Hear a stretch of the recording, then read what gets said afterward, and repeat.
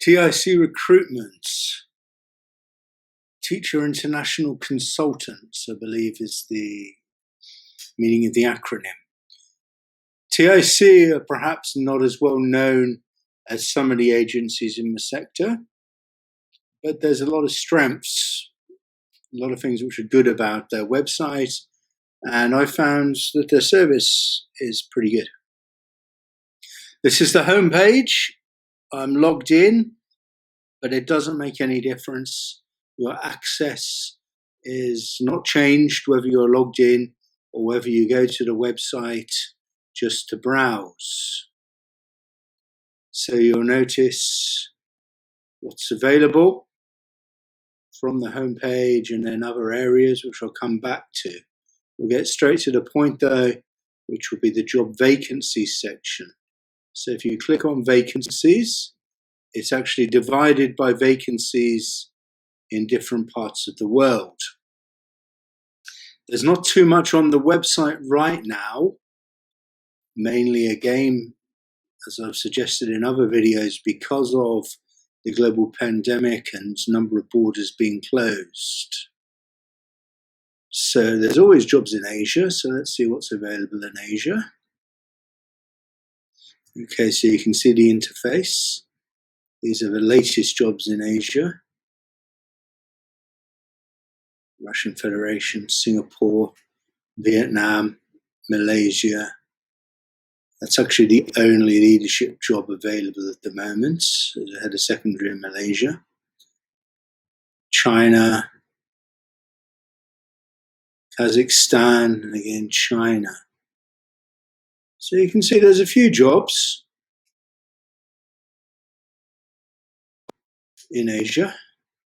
Leadership jobs are a bit scarce, as I said. There's only one, and that's this job in Malaysia.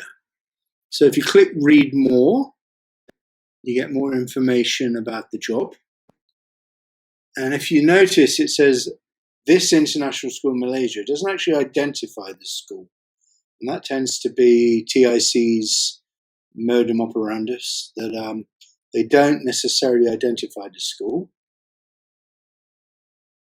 They have pictures of it.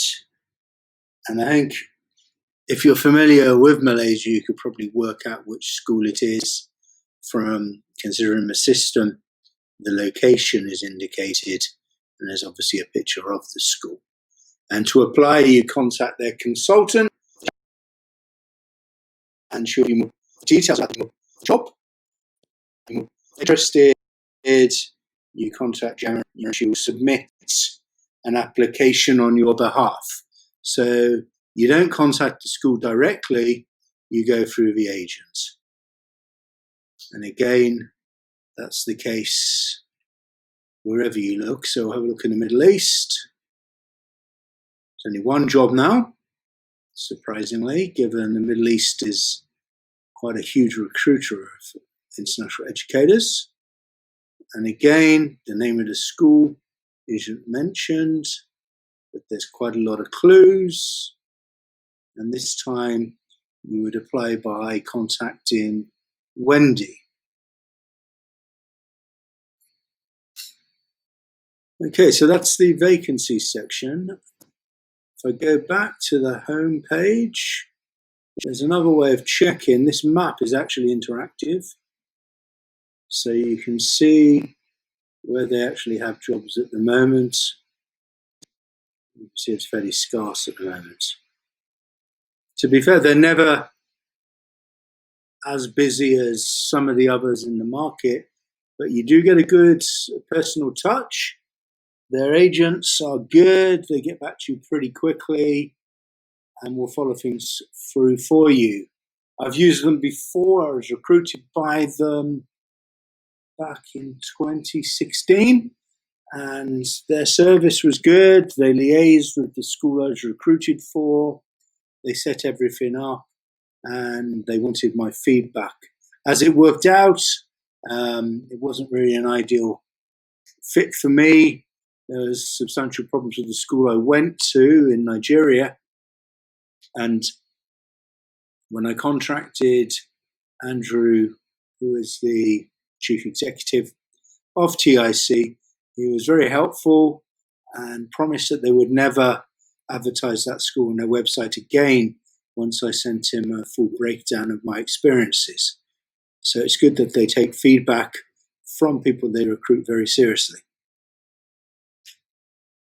They offer advice to teachers who are thinking about working overseas, and they have a number of different teacher stories, which of course will be the positive ones, but there are a number of them, and I wouldn't doubt their authenticity.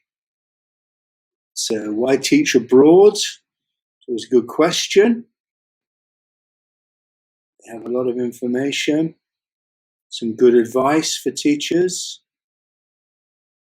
some testimonials, and some questions you might ask if you're thinking about the international sector. So why TIC? Why would you choose them? Now, they would say because of the experience of their team. There's Andrew with his team, or some of his team, that's Andrew there, emphasizing the benefits of signing up for TIC. And as you see, it's a completely free service for teachers and leaders. You don't have to pay. And that's true. As I say, I've used their service. There's no payment for the candidate. All the costs are met at the other end. The employer will pay a recruitment fee to the agency, so there is nothing that you have to fork out from your own pocket. So,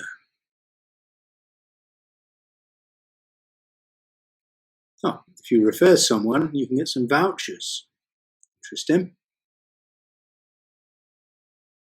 TIC events. So we don't need to check out the upcoming events because inevitably there hasn't been anything recently and there's not anything forthcoming in the future. But there are some webinars. As you can see, there's nothing upcoming.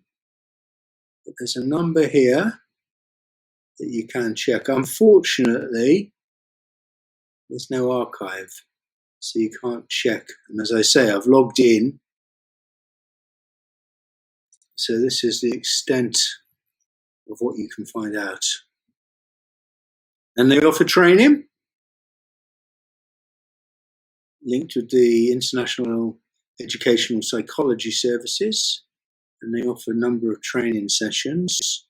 As you can see, there are links to these, so it's more useful. And quite good with a website, you have some of the featured vacancies down the side to keep you focused. Now, for employers, we won't go to that because the reason for this video is for candidates considering the international sector or a new job in the international sector. But there's a section for employers who are wishing to use the TIC service. And over here is leadership, which is quite similar to the leadership section I showed you previously. So their blog, what's good about their blog is that it is active. The last one was updated this month, offering some good advice on why you might want to teach overseas.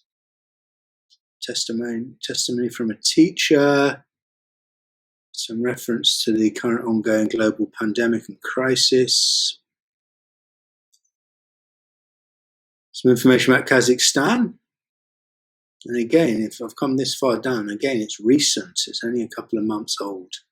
So one really good strength here is that they've got a number of their different agents writing. You can see it's not all from Andrew Wigford, the owner of the websites, the agency, but also from his colleagues, Gemma, Lisha, Wendy. They've all written. So to me, that's good. It means that we can see they're thought leaders in education as well as advisors. Publicity. Of course, they have publicity. They've got references to where they've raised their profile as an agency, which you can check out if you wish. A little bit of background about who they are. Frequently asked questions. So some useful things if you're considering looking for a job in an international school, particularly if you're starting out. Some reference to salaries as well, and those vary considerably, as I said in one of my other videos.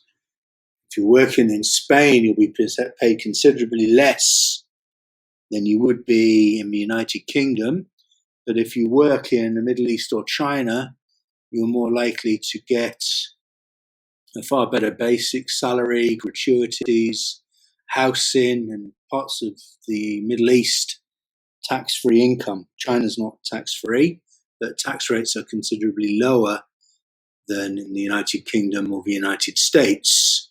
And it's a big consideration, tax. I think probably more so for our American colleagues, who will probably in most cases be paying tax back home as well as in the country that they're working. So tax-free is a big break for them. So I have a profile, which I haven't used for some time. I don't think there's any confidential information. And there is a section, if you've signed up, exclusive news and advice, which does seem to be the same as their blog. But I'm sure that there are some elements of this which are only available to members.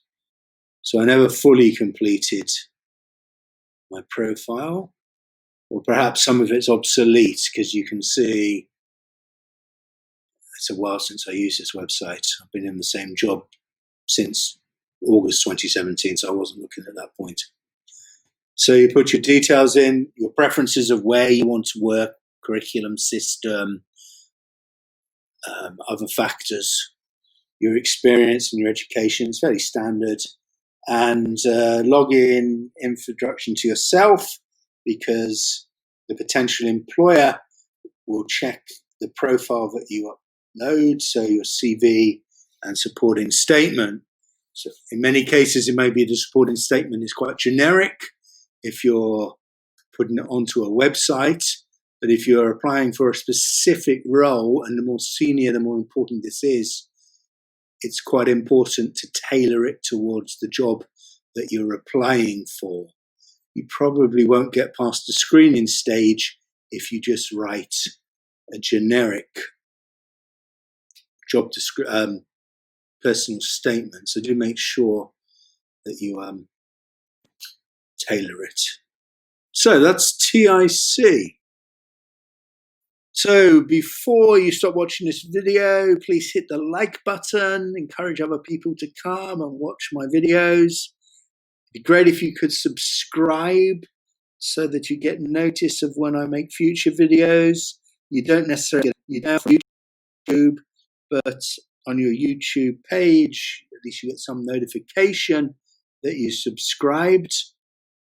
And please use the comment box. Have I been fair about TIC? Have you had good experiences with TIC recruitment? Or have you found a different experience to me, that maybe they weren't what you wanted them to be? Please let us know.